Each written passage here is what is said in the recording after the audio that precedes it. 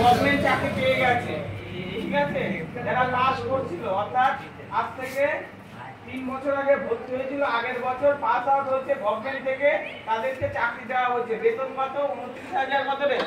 ওখানে বাইরে বাইরে কত আছে বেতন? 29,800 টাকা বেতন, সাথে টিএ ডিএ এবং হাউস রেন্ট, এটা বেতনটা পাবে। তো আমাদেরকে কি করতে হবে? গভর্নমেন্টেই ভর্তি হতে হবে, প্রাইভেটে কোনো মতেই যাবে না, বিশেষ করে ব্যাঙ্গালোর যাবে না। যে ব্যাঙ্গালোর গেল এক কথায় 3 বছর পর তাকে ফাঁসি নিয়ে মরতে হবে, একদম পরিষ্কার কথা শুনে রাখ। যারা গেছে তাদেরকেও হতে হবে, যারা আসছে তাদেরকেও হতে হবে। তার প্রমাণে যে ওর দিদি আছে, ঠিক আছে, ওর দিদি হচ্ছে ব্যাঙ্গালোরে পরে, প্রথমে বলছে হ্যাঁ আমাদের ওয়েস্ট বেঙ্গলে চাকরি হয়ে যাবে, 1 বছর পড়া হয়ে গেছে, বলছে না ওয়েস্ট বেঙ্গলে চাকরি হবে না। দিদি এখন নিজে বলে যে আমাকে ব্যাঙ্গালোরেই থাকতে হবে, আর 6 মাস পরে বলবে না আমাকে ওখানে বিয়ে হয়ে ওখানেই সেটেল হতে হবে, ঠিক আছে। মানে চাকরি আর পেতে লাগবে না, 5,000 7,000 বেতন নিয়ে চাকরি করতে হবে।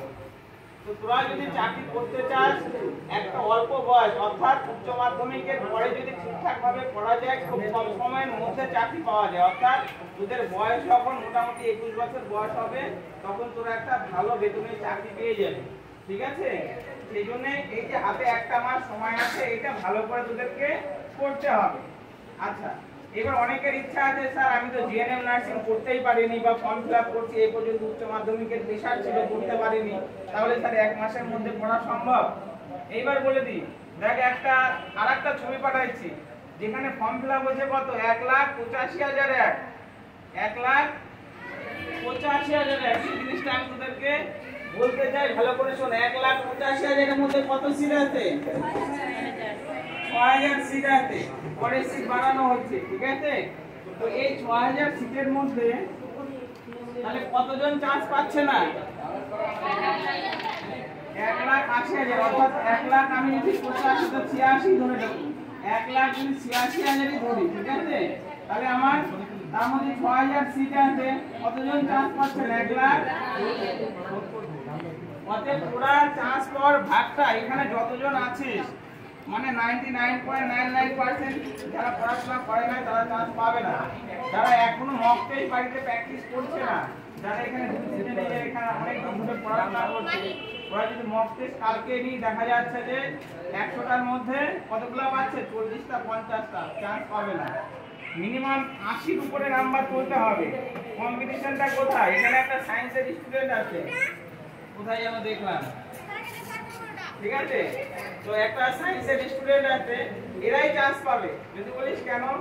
যারা অলরেডি কলেজে পড়ে, যারা হয়তো জুলজিতে অনার্স, বোটানিতে অনার্স, ঠিক আছে, বা সায়েন্সে পাশে পড়ে, গ্র্যাজুয়েশন কমপ্লিট হয়ে গেছে, এমএ কমপ্লিট হয়ে গেছে, ওর বাবা মা ওকে বিয়ে দিবে, অতএব সেই সব স্টুডেন্টই চান্স পাওয়ার সুযোগ, কারণ ও সায়েন্সের সব কিছুই জানে, ফিজিক্সও জানা আছে, ইংলিশও জানা আছে, ঠিক আছে।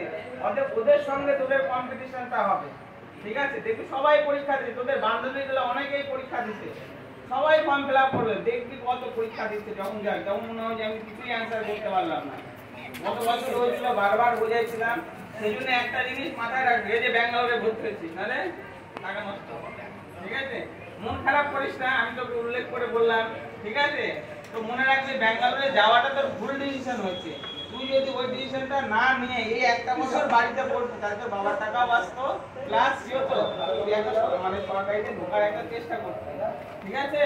কিরে মন খারাপ হলো বললাম দেখে,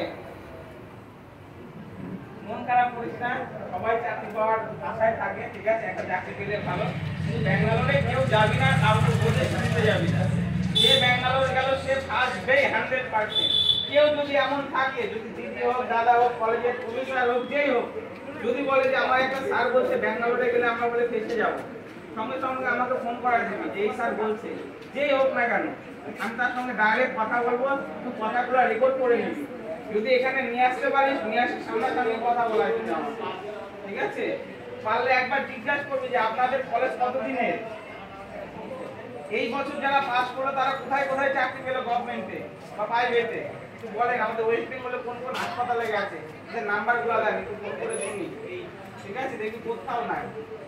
তো ওই জন্য নার্সিং কি, যেমন ওই ৬০০০ এর মধ্যে যদি তোরা ঢুকতে পারিস তাহলে কনফার্ম একটা চাকরি পেয়ে যাবি, গভর্নমেন্ট একদম মিস হবেই না, ঠিক আছে।